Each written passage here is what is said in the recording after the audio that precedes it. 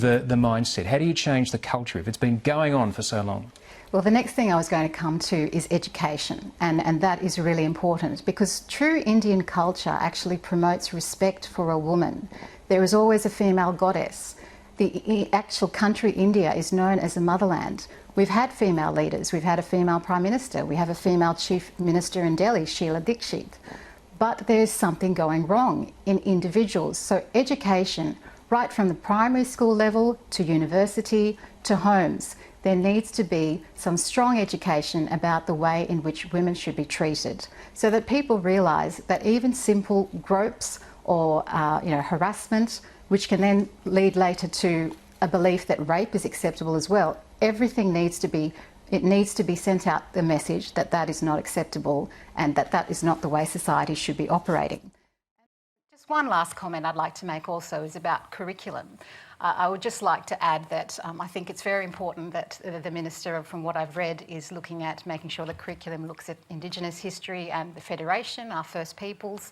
But it's also very important, I think, to make sure that the curriculum incorporates Australian values and also cultural diversity, because that reflects the society we are in. I mean, we're reaching a society now where 45% of people experience mental health.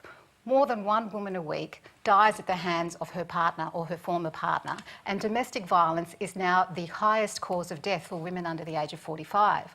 So I'm hoping that the curriculums will be looking at incorporating Australian values and diversity as well. Let's hear from John Roskin.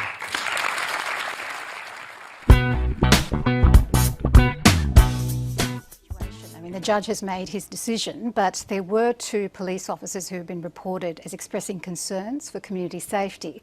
So I think very strongly that Federal Attorney General Brandis's push to extend detention and legislation is important and is correct, as long as it's done in the right way and we get the balance right. Because the law sets the standards for society.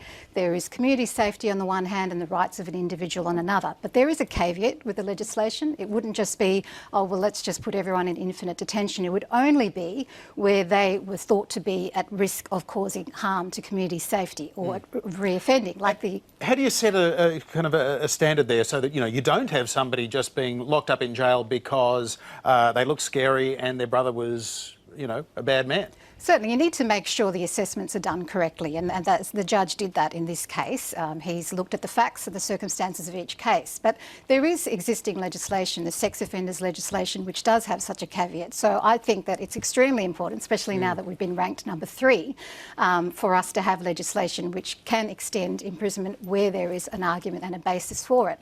But the other point I'd like to make is we shouldn't just be looking at extending imprisonment. We should also be looking a lot more at rehabilitation. The thing that concerns me is I've read that the average age of these terrorists is 26 and that 80% of them were under 30. So more measures in our community as to why such young people are getting attracted to terrorist plots and acts is something we need to look at, and what we're actually doing with people when they're in prison. And such rallies only add fuel to any fires of division and tear our community apart. Constructively expressing views is one thing, but violent gatherings are another. This does not create an atmosphere where all Australians feel safe to roam the streets or let alone catch public transport. There are numerous examples of racist incidents occurring on our public transport, and people don't feel safe to catch a train or a tram anymore. This has led to a culture of fear rather than a culture of feeling welcome. Ladies and gentlemen, racism in Australia is increasing and it's destroying the Australian dream. This means that our resources are not adequately tapped into, and this then has a detrimental effect on Australia as a whole. I urge you to use your hearts and minds to make the right vote for Australia today.